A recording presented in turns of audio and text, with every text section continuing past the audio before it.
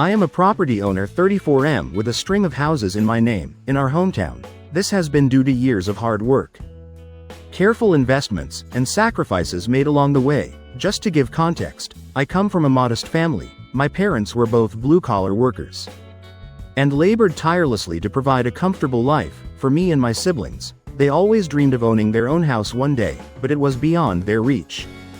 It was their upbringing that ignited my ambition and fueled my determination to build a better life for myself and my family one day. I met my wife during our college years. My wife shared similar experiences in her family, raised by a single mother who worked multiple jobs to make ends meet. She learned the significance of financial prudence and resourcefulness. We both wanted to overcome financial struggles one day and create a stable life for our children. In the future, my wife and I tirelessly bought and flipped houses. Over the years, we saved every penny and made careful investments. That eventually led to our ownership of several properties. Each property represented years of hard work, countless sacrifices, and a shared dream between us. Today I am a father to two wonderful kids, a son and a daughter. Our properties are not just a source of income, but a symbol of our dedication to securing a future for our children. Little did I know that my life would soon take an unexpected twist, thanks to an entitled woman named Emily 40F, who has been one of my tenants for a few years. She resides in a comfortable 3-bedroom house that I carefully saved up and purchased years ago. Before I got married to my wife, the property is located in a prime location in the city and is in close proximity to her daughter's high school. Emily was a single mother, as her husband had unexpectedly abandoned her after their daughter was born. When I became aware of her circumstances, I offered her a subsidized rent to enable her to move in. Though I knew I would lose out on money, I wanted her and her daughter to be able to afford to live there. Over the years I have never increased the rent, and it has remained the same. Emily had been a reliable tenant over the years and paid her rent on time. We had developed a casual landlord-tenant relationship over time, and sometimes kept in touch when she needed my help around the house. Her daughter was a high school senior and was preparing to apply for college. 3 months ago, Emily informed me that her daughter had been accepted into a prestigious out-of-state university, which was a remarkable achievement for any high school graduate. However, this university was also very expensive, and unfortunately her scholarship didn't even cover 10% of her fees. I knew the financial obstacles of higher education and had my reservations about how they would manage it. One day Emily asked to meet me, thinking that it had something to do with the renovation required around the house. I agreed without much hesitation. We sat down in the living room of the house, where she started by saying that she really appreciated the fact that I had been generous with her. When it came to rent, she continued to tell me that she really wanted her daughter Lily to attend her dream university, but after crunching the numbers, including tuition, housing, and other expenses, she realized that it was too much for her to handle alone. She had even reached out to financial aid, looked into scholarships, and had taken up a part-time job after her full-time one, but it was still not enough. I nodded my head solemnly in understanding, thinking maybe she was going to ask me if she could delay paying the rent for the month, which would have been understandable. Instead, Emily had a staggering request for me that left me dumbfounded. She asked me if I could sell the property that she was living in. I looked at her inquisitively as she continued to explain that the property I owned and had rented out to her would fetch good money, which would help her fund her daughter's college education. "Are you serious?" I responded, a mix of astonishment and disbelief. "You want me to sell my property to pay for your daughter's college tuition?" Emily's eyes pleaded with me, as she insisted that it was her only hope to secure her daughter's future. She mentioned that she had already had the entire property appraised and was confident that it could cover her daughter's entire college fees. I asked her if she had lost her mind, because there was no way that I was going to sell my property for her daughter to go to a high-end university. I told her that this house meant something to me, and I wasn't going to sell my property just like that. Emily insisted again, telling me that I could loan the money, and her daughter would pay me back once she graduated, although I knew the importance of a college education. I was not going to accept her outrageous request. Hearing her plead made it clear that she was determined to find a way to fund her daughter's dreams, even if it meant making an outlandish proposition to a stranger. I calmly explained to Emily that the property was a significant part of my livelihood, and I couldn't simply part with it. The burden of her daughter's tuition shouldn't fall on my shoulders. I told her that if she couldn't afford to send her daughter to the university, she could ask her family members for help, or look into finding a more affordable option for her daughter, despite my efforts to make her see reason. Emily continued to press the issue, asserting that I was the only one who could help, and it wasn't a big deal to sell my property and give her the money. I realized that this was going nowhere. I left the property after asking Emily to not approach me regarding this ever again. I requested her to realize how outrageous she sounded, and that she should find another way. I thought she would realize her mistake eventually, but over the next few weeks Emily didn't give up, as Emily's daughter was inching closer to her college journey. The situation was becoming increasingly more and more unbearable. Emily, despite my denial, kept pleading with me every day to sell my property as soon as I could, and even stopped paying her rent in protest. Our once amicable relationship had soured. The tension between us grew, as Emily remained steadfast in her belief that the property I own was the solution to her financial woes. She was convinced that my refusal was selfish, and that it was putting her daughter's future in jeopardy. On the other hand, I was losing out on money. When she refused to pay her rent in protest, I warned her that I would take this to court, because we had an ironclad agreement. But she refused to comply, and it became increasingly clear that her demands had no end. The turning point came when Emily started involving others in our dispute. She started to approach her friends and the neighbors around my property, painting me as an unsympathetic landlord who refused to help a young girl realize her dreams. She told them that I was very wealthy, but I refused to help her out by loaning her the money, given her status as a single mother who struggled to make ends meet.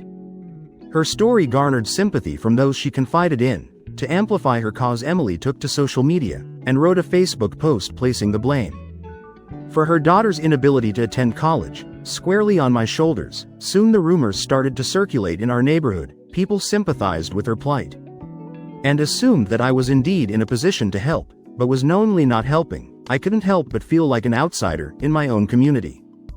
My wife finally decided to reach out to Emily to address the escalating conflict. With the tension in the neighborhood mounting, she felt that direct communication might be a path toward resolution. Emily, however, wasn't in the mood for a calm discussion. She immediately launched into a tirade about how I, as the landlord, had the means to sell the property, which she believed was the only way to secure her daughter's future. Despite my wife's earnest attempts to reason, Emily's conviction remained unshaken. She asserted that we had the means to fund her daughter's college education, and that we were being selfish. The conversation continued in a repetitive loop, with Emily repeatedly pushing my wife to convince me to agree to her demands. Her post, which had painted me as an unsympathetic and wealthy landlord who was refusing to help a young girl achieve her dreams, had a noticeable impact on the neighbors and the local community. Some neighbors who had previously been on friendly terms with us started to view us with skepticism. They began to believe that I indeed had the means to alleviate her daughter's financial burdens, but that I was knowingly refusing to do so out of selfishness. Others who were aware of my upbringing, hard work, and the reality of my situation shared my perspective, and were just as appalled by Emily's audacious demand for me to foot the bill. They reminded me that I needed to protect my property and maintain the hard-earned legacy I had built. The community became more and more divided, every day with some sympathy being directed toward Emily. Despite the mounting pressure, I stood my ground, resolute in my decision to protect my property. I had invested years of hard work and sacrifice to secure it, and it was not something I was going to part with simply. Meanwhile, Emily continued to fuel the flames, accusing me of lacking empathy and exploiting her living in my property rent-free. Her social media posts became increasingly vocal, sharing stories of her daughter's determination and the countless sacrifices she had made to prepare for college. As a result, the debate escalated from a private disagreement to a public discourse. The weight of the allegations started affecting my family also. My kids began to experience bullying at school, with their classmates parroting the false claims they had heard from social media about me. It was heartbreaking to witness the distress this situation caused them. It was then that I decided that it was time to take action. I had kept quiet, thinking that Emily would eventually stop, but now that my children were being affected, it was time to set the record straight and defend my integrity. I reached out to a lawyer who specialized in property disputes and tenant-landlord conflicts. We immediately drafted a cease and desist letter to put an end to Emily's defamatory actions and protect my standing within the community. My lawyer informed me that the cease and desist letter was the first step in our legal battle, and if Emily didn't back down, we would take it all the way to court. When Emily received the letter, she was understandably surprised. She attempted to reach out to me by phone, but I chose not to answer her calls, so she sent me a text message, expressing her desire to talk to me, and clear this out before things could go too far. She told me that this was all just a huge misunderstanding, and that she and I could talk this out. I replied back stating my intention to take her to court. I told her to brace herself, and enjoy it because she was going to regret ever trying to mess with me. I know this is going to be an uphill fight, because this woman has been relentless in insisting that I should pay her daughter's tuition, and ruining our family reputation, both in the community as well as online. My lawyer is currently preparing for the case, in case it goes to trial when she doesn't back down, outlining all the false accusations, and the harm she has caused us. In the last few months, when some of my relatives found out that I was taking her to court, they suggested that I should give her a chance to sort out the issue. Since she is a single mother, and is trying to do what is best for her child, so Reddit am I the asshole for refusing to sell my property to pay the entitled mother her daughter's college fees, and instead dragging her to court. Update 1. Emily has responded to our legal action with a letter of her own. Filled with threats and more defamation, she has accused me of charging a high rent, despite knowing her financial situation, which according to her made it impossible for her to save up for her daughter's education. I can't believe how far she is going to stoop down and lie, just to get what she wants. Her accusations are baseless, and it is frustrating to see her play the victim card. When I had already provided her with subsidized rent, it is clear she is trying to manipulate the situation in her favor, and I am not about to let that happen. It is clear that Emily is not going to back down without a fight. My lawyer Matthew has assured me that we have a strong case, as her accusations are baseless, but has asked me to be prepared, as the legal process is going to be long and draining. I can't help but think about how this situation has escalated so quickly. It was never my intention to end up in a courtroom, especially with someone who had been a tenant on my property, but sometimes you have to stand your ground and protect what's rightfully yours. Emily might have her reasons, but I can't allow her to pressure me into selling my property. My family's future is at stake, and I am determined to see this through, no matter how challenging it would be. I will update you next when the legal proceedings begin. Update 2. Since my last update, the legal proceedings have officially begun. The anticipation leading up to the court date had been excruciating. In the courtroom was charged with tension, as both parties presented their arguments and evidence. Emily, flanked by her attorney, portrayed herself as a struggling mother, determined to secure her daughter's future. Her attorney painted a vivid picture of financial hardships, emphasizing how my property had been the last lifeline for her daughter's dreams of attending the prestigious out-of-state university.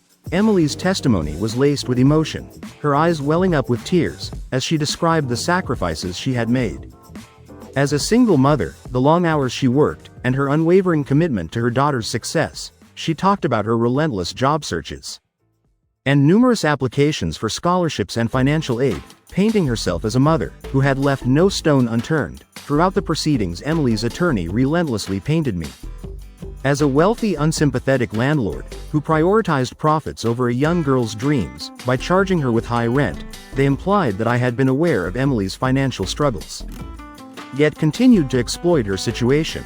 But the most astonishing twist in the story came when Emily introduced a witness who was a family friend. We were shocked when this friend claimed to have witnessed a conversation between Emily and me, where I allegedly promised to sell the property to finance her daughter's college education. I sat in disbelief as this blatant falsehood was presented in the courtroom. My attorney Matthew vehemently challenged this claim, asserting that no such conversation had ever taken place.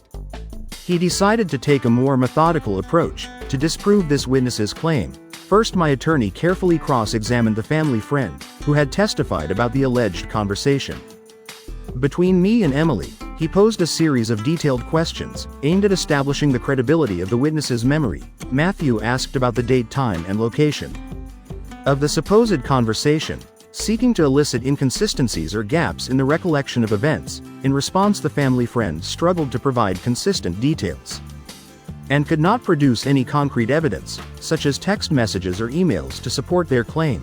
Their testimony became increasingly shaky under the scrutiny of the cross-examination. To further undermine the credibility of Emily's case, Matthew presented evidence that directly contradicted the claim by introducing records of text messages and emails exchanged between Emily and me during the time period when the alleged promise was said to have been made. These messages clearly showed that the subject of selling the property to fund her daughter's education had never been discussed, and Emily was the only one who was forcing me to sell my property to loan her the money. Additionally, we had a neighbor who lived adjacent to Emily's property testify that Emily had been paying less rent than all the other renters in the area. My lawyer pulled up receipts from other tenants residing in the neighborhood to prove the same. Matthew went on to argue that the absence of any written or electronic communication regarding the supposed promise that Emily claims, coupled with the neighbor's testimony, cast doubt on the family friend's account and cannot be held as concrete evidence. We then focused on proving that Emily had intentionally gone to great lengths to slander my reputation on social media, which in turn had resulted in the bullying of my children. My attorney presented a comprehensive record of Emily's social media posts and messages, where she had accused me of being an unsympathetic and heartless landlord who refused to support her daughter's dreams. These posts were filled with emotional appeals and outright falsehoods designed to gain sympathy and support from the community. We highlighted that these posts were intentionally crafted to create a narrative that painted her as a struggling mother, doing everything in her power to secure her daughter's future, when in reality she was emotionally blackmailing me to sell my property. Matthew then introduced screenshots of social media comments and direct messages from individuals who had engaged with Emily's posts. Some of these individuals were part of the local community and had formed a negative opinion of me based on the false information presented by Emily. These comments ranged from expressions of sympathy for her plight to outright accusations that I was an unfeeling landlord exploiting her situation. In addition to the social media evidence, we presented witness testimonies from my children's school, who had seen my children experience bullying at their school due to Emily's social media posts. They described how their classmates had echoed the false claims they had read on social media about their father, leading to name-calling and harassment. My attorney went on to argue that there was a direct connection between Emily's false accusations on social media and the bullying my children had endured. The intentionally misleading narrative she had crafted had not only damaged my reputation, but it also directly affected my family's well-being. This presentation of evidence effectively showed how Emily's actions on social media led to real-life consequences for my children. As the legal proceedings continue, I am confident that justice will be served. The evidence presented so far has shed light on the truth and exposed the false claims made against me. I believe that the court will see through the manipulation and ensure a fair outcome in this case. Update 3. We won. The past month has been a grueling experience. Due to the legal proceedings, it has been like a roller coaster ride with unexpected twists and turns. My lawyer continued to present evidence and testimonies, which made it increasingly clear that Emily's claims were baseless. Her attempt to manipulate the situation by introducing a family friend who falsely testified about a promise I had never made fell apart under scrutiny. The lack of concrete evidence and inconsistencies in the witness's account cast doubt on the validity of their claims. After a thorough examination of all the evidence and testimonies, the judge finally announced the verdict and ruled in my favor. This came as a huge relief to me, and I was grateful that the judge had seen through all the baseless claims. Emily was found guilty of defamation and was ordered to pay damages for the harm she had caused to my reputation, starting with paying the rent for the previous months and additional fines. A restraining order was also issued by the judge, preventing Emily from making any further defamatory statements about me or my family. This ruling successfully validated my actions and my right to protect my property. As the legal battle concluded, I watched Emily sitting beside her lawyer looking defeated. I turned to look at her daughter Lily and couldn't shake off the thought that her dreams had been compromised by her mother's sense of entitlement. This nightmare was finally coming to an end. With justice being served, it was a lesson for everyone on the importance of defending oneself and not letting someone else's audacious demands shake our core beliefs. I can now move forward with a renewed sense of self-assurance and the knowledge that my house and our livelihood are secure. I would like to thank everyone who has supported me in this journey so far. The mental pressure and struggles my family and I went through were immense, but ultimately truth prevailed. Update 4. It has been 6 months since my last update. Following my courtroom victory, the restraining order has effectively silenced Emily, and the damages she had to pay for defamation provided some level of consolation for the harm done to my reputation. Emily and her daughter had to move out after I gave them the eviction notice. While their circumstances remained challenging, I knew they were no longer my responsibility. I did feel a twinge of sympathy for her daughter's lost educational opportunities. But the reality was that her mother's audacious request had put their family in a difficult situation. Emily was also forced to take down her defamatory social media posts as part of the court's ruling, and everyone quickly found out the extent of her lies. The last I heard about them was when her daughter Lily reached out to me with an apology out of nowhere. Lily had always been a great kid, and I had watched her grow up, but when her mother started falsely alleging me, I cut off contact with them. I was surprised that she wanted to get in touch with me. After her mother publicly lost the case, her message was filled with genuine remorse for the way her mother had behaved, and the consequences that had befallen her family as a result. She expressed gratitude for our patience and understanding during the ordeal. Recognizing that her mother's actions had caused harm to both our families, she also shared that they had relocated to a more affordable area, and that she had decided to attend a local college to pursue her education. She informed me that she had spoken with her mother after the legal proceedings had ended, and had asked her to back off, stating that she was determined to forge her own future, without making any audacious demands. I felt sympathy for what she had to go through at such an early age. Because of her entitled mother's false claims, I told her that everyone deserves a second chance, and it was admirable that she was taking control of her own destiny. I wished her the best of luck with her studies, and assured her that the past was behind us, now that Emily and her daughter no longer live on my property. Our life has settled into a new normal. The weight of the false accusations and the bullying our children faced earlier has been lifted. We took action by reaching out to our children's school and addressing the bullying they had gone through.